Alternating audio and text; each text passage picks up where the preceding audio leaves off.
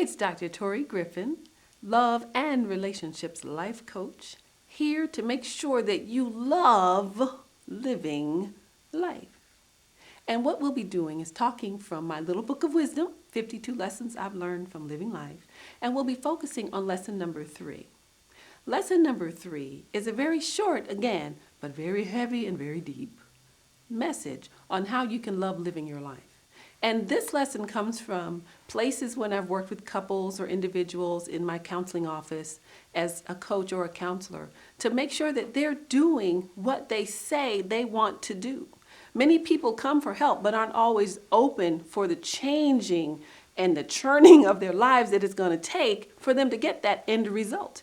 And that end result is good, but it's really hard sometimes to make changes in your life. Bad habits don't just wander off. You have to fight those things away. So this speaks to a bad habit that sometimes people have called procrastination. And procrastinators are not bad people at all. They're not mean or ugly people, but they typically value time and really want to do as much as they can in order to get things done.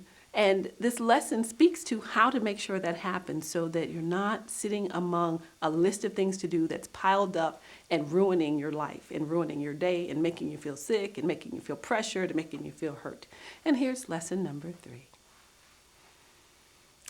If you do it now, you won't have to do it later. And this speaks on so many levels. It's very short, but very heavy. Sometimes when paper, for instance, comes into your home through the mailbox, and there's a bill, for instance, there. If you have a system which says, I will put this bill with the others, and on the 15th or the 10th of every month, this bill will be paid. Fine. If you have a system, use your system. But there are some things that come in the mail to us that we don't want to be bothered with. So we lay it down and don't come back to it. And when we do come back to it, we have worried about it, we have had angst about it, we have wished it was gone. So we've actually expended hours and hours and hours and hours of time on it, even though we laid it down the first time we had contact with it. So what I dare say for lesson 3 is if you do it now, you won't have to do it later when you have other things that will be needing your attention at that point. Things continue to come. There's constantly work to do, whether it's having that difficult conversation with your loved one. If you do it now, you won't have to do it later. Because every hour, every minute that goes by that you're thinking about it is emotional energy being expended on that thing. Use your energy wisely. Spend what time you have in the moment, enjoying what you have and what you're doing right now. But when there are things hanging over your shoulder and waiting for you to bring yourself to give them attention, then you tend to be a little less happy because you're worried about something behind you rather than having the freedom of having what's coming into your life before you. In other words, conversations that are hard to have are better had sooner than later. Activities that you need to do are better done sooner than later. Even if you're a student, for instance, and there are lots of students who love that rush, that adrenaline rush of the pressure of knowing the deadline is tomorrow, and they've got a 10-page paper to do. If that works for you, fine, but do it earlier than later. You can tell yourself, I have a paper due. What I'm going to do is tell myself it is due on Thursday instead of Friday. Then my adrenaline rush will hit me on Wednesday. I'll do the paper. It'll be done. And on Thursday night, I can rest and sleep and go to class on Friday with my paper in hand.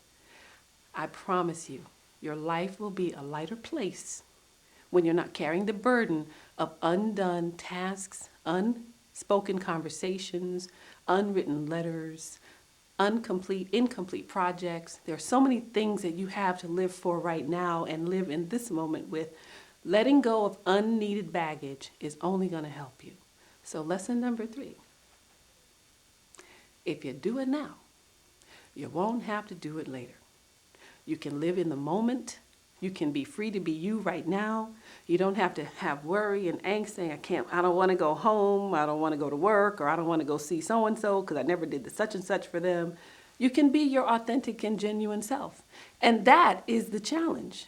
Many people are not able to just be their genuine and natural selves because they're preoccupied with activities that are over there or over there. They can't be 100% here. They're multitasking in their minds. Well, I've got to send this email to so and so, make this phone call. Try to be all of you wherever you are. That's a powerful thing for people to be able to experience. All of you at one time. And this is Dr. Torri, making sure that you love living life with lesson 3 from my little book of wisdom, 52 lessons I've learned from living life.